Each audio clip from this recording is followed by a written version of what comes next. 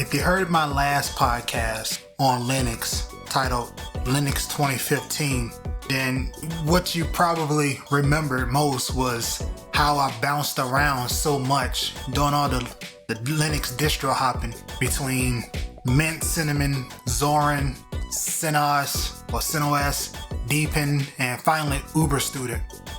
All Ubuntu based except for CentOS, which is Fedora based, but I was only on that for I think a couple of days at most. And you may remember me talking about my short story about how I got into Linux from Podnutz Linux for the rest of us. All of that going on in 2015. Well, last year in 2016, I didn't do too much hopping around, too much distro hopping. I kind of solidified my understanding. I got out of that in love phase, the infatuation phase of Linux, and started getting deeper into things. For example, I stopped with Linux 2015. I stopped with UberStudent. So starting in 2016, I was still using UberStudent. But looking at my analytics, I realized my video and blog post for Linux Deepin 2014.3, it was my most popular post and video on GoLiveLively.com and my Go Live Lively YouTube channel.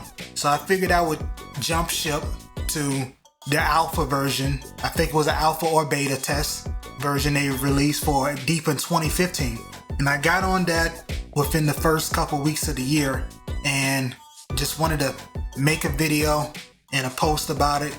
Depending on how things were working, that would determine how long I'd use it. Well, I found out very quickly I'm not a big fan of alpha or beta testing. There was a lot of things that just weren't very stable. It seems a lot of things were going on because it was a beta release. They had just moved it from Ubuntu base to Debian base. I think Debian unstable, I think. So what happened was I was on it for a week. I made a blog post titled Deepin 2015, GoLiveLively.com/Deepin 2015. And after a week, I jumped ship. I got away from it. I got tired of it. And I went back to UberStudent. From there, I made a video and a blog post on UberStudent. You can check that out, GoLiveLively.com/UberStudent. And there's a YouTube video for it. But shortly after, and this is within the first 2 months, I wanted something that was for multimedia production. So I'm on distrowatch.com and I came across a couple of them. I don't remember any of them because none of them worked very well except for Ubuntu Studio. And that is where I parked for just about the entire year. Now, before I talk about what else I was doing in Ubuntu Studio, I will say every couple months I got curious, and there was a time where when I tried, I think it was Q4OS, that's Debian based with the Trinity desktop environment, I think. I'm not gonna look that up because I don't think it matters enough right now. I'm not saying anything else about it. But after about a day, I got away from it. I'd also tried Linux Mint KDE at one time and realized my computer, it wanted nothing to do with it. So those times I quickly went right back to Ubuntu Studio. So for that majority of the year that I spent on Ubuntu Studio, I spent that entire time, instead of being infatuated with all these new things, I simply got more in depth in Linux with the command line and important open source software. So to start with the command line, that prompted me to go into doing some training. I did the Introduction to Linux course on edx.org, which is hosted by Linux Foundation. Good course. I also did Linux Plus training, the CompTIA certification. Linux Plus training on Cybrary.it. Cybrary. So if you think library instead of LI, replace that with CY. So Cybrary.it. They had a free Linux Plus course up there. I did that. And of course, I kept listening to Podnutz Linux for the Rest of Us podcast. And that gave me a better foundation of understanding, past the GUI. And may help me become more of a power user. With open source software, digging deeper into that, I started looking more into alternatives, ways to do more with open source software and less with proprietary software. And that brought me to a couple websites and a blog post that I later would write, which was titled 10 Sites to Find Open Source Alternatives. Alternative2.net and Gizmo's Freeware being my two favorite ones. Of course, there are plenty others, as OSolved and opensource.com and a couple others. And what happens now is when someone says something needs to get done, let's say it's a school project, or I'm doing something with somebody and they're trying to figure something out, they're looking for an alternative that's cheaper or free, I would go to those two websites and I would send them whatever shows up for them, shows up for that app, which I'll talk about in a good bit. That also brought me to getting more comfortable with open source software that was important, software that I would need. Keep in mind, I'm on Ubuntu Studio for 90% of the year. So before I talk about what Ubuntu Studio is and all the stuff I was doing on it, the general or generic apps that I started getting interested in, Master PDF Editor, which I think is really awesome. It's a free PDF editor that allows you to create PDF forms that you can fill in online. It's a great app, great alternative for Adobe Acrobat, and I've written about it a couple times, including in the Syracuse University Infospace blog. And there's also, I started getting really big into CaroDoc. Just keep in mind, I was on Ubuntu-based distros all of 2015. CaroDoc was kind of part of that infatuation phase because it was something that was different. It was a doc and it looked nice, had these pretty little effects, and it was easy to customize. And I didn't like the docky thing, or now it's Plank. I don't know what's the difference between the two, but I didn't care for it. I like CaroDoc. Now, going into Ubuntu Studio, as I said, I wanted an operating system that I could do a lot of multimedia on, and Ubuntu Studio was right up my alley. I wrote about it in a blog post, golovely.com/5 reasons to use Ubuntu Studio. It had everything. It had apps for graphic design, photography, music production, video production. What didn't I say? I think you can make fonts up there. All of that stuff was pre-installed.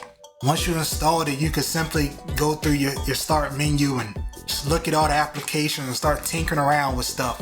That's how I found out about the Inkscape and Pitivi, the video editor, Pitivi. And then with the photography, I found out about Darktable. With video editing, I already knew about OpenShot and KN Lives or Lives. That was also up there.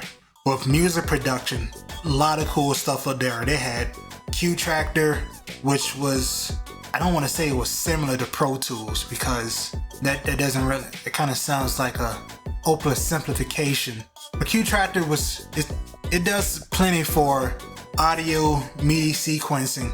You could do plenty of stuff in Q-Tractor.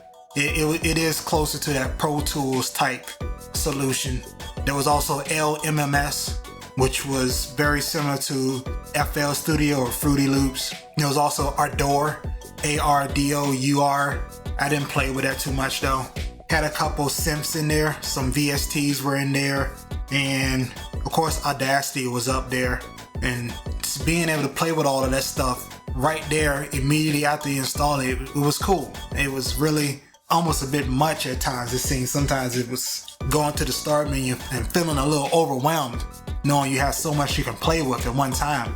And of course GIMP was up there, and later on, thanks to the Ubuntu Studio IRC channel, I think it was Ubuntu Studio Off Topic, I found out about Shuriken.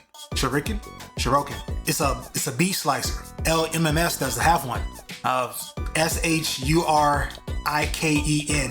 It's a beat slicer. You can put a loop in there and it'll slice it up into specific audio files for you, and then you can put that in LMMS. The best way I found to slice sounds while using LMMS. If you find something different, please let me know. Also during that time, there was getting away from the multimedia stuff, Scud Cloud, which allows you to put all your Slack channels. If you use Slack IRC, Internet Relay Chat solution, when I was using it, now I'm using the actual Slack client, Slack desktop app. But if you want to use Scud Cloud, when I was using it, it only took 3 Slack channels at a time. Once you put 4 or more in there, things really got funky. And that meant you had to go back in the config file and fix things. But Scud Cloud was interesting. That was pretty cool. So I spent that 90% of the time on Ubuntu Studio. And during that time, it was a lot of getting better at editing graphics in GIMP. I caught up on making monthly videos on my YouTube channel because I don't have the time to make weekly videos as of right now. I don't make the time. I won't say I don't have it. I won't make the time because as of right now, I'd rather work on my writing skills in the blog. So I'm comfortable with the monthly video right now. I started doing a lot of graphic design in GIMP and doing a lot of video editing, mostly with OpenShot, because OpenShot is just a lot easier than Kdenlive Live if you're doing simple stuff, which at the time I'm still just doing a bunch of simple stuff, and they're both still open source. And we're making music thanks to door-to-door on Linux for the Rest of Us. I finally started doing more with music on Linux. I got the Lexicon Alpha audio interface. No, it's not. Lexicon will tell you it's not supported.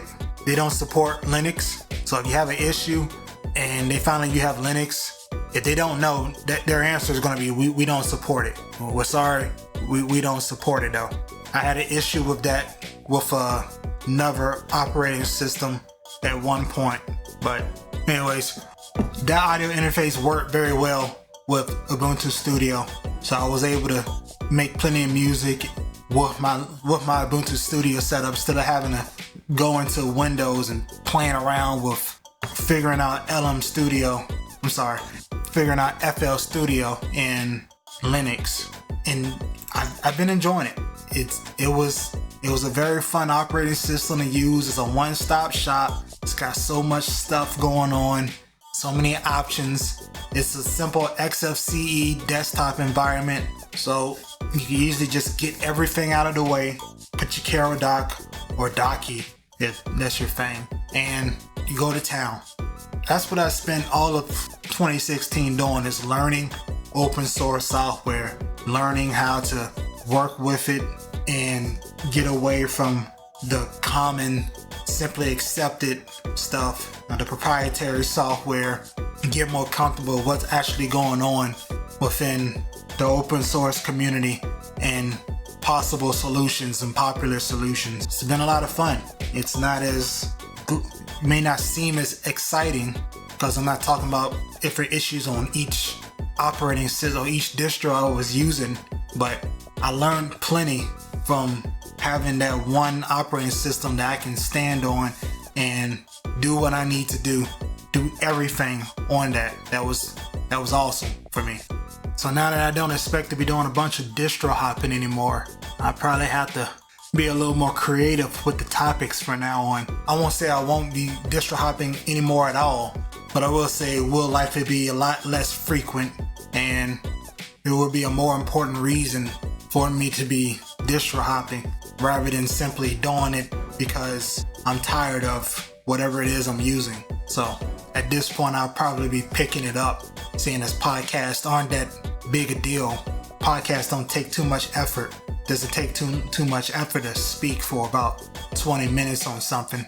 I can always use the practice for speaking. We'll see how it goes though. We'll see how things get with this. I'll see if I can pick it up and that way get more things going on the YouTube channel and the SoundCloud. And don't forget, I do have a SoundCloud account. It's not very active, but soundcloud.com/GoLiveLively. It's there, and it's got a couple of the podcasts and a bit of the music I have released on my own is up there. So if you want to check that out, feel free to do so. Until then, Hope you enjoy the content, enjoy the blog and the YouTube channel and the SoundCloud. Let me know if you have questions or if you want to just share your thoughts on anything in the comments. I'm on Twitter at GoLiveLively and on Facebook. You can always email me at jtsprattley@golivelively.com. JTSPRATLEY at GoLiveLively.com. Take care and go live lively.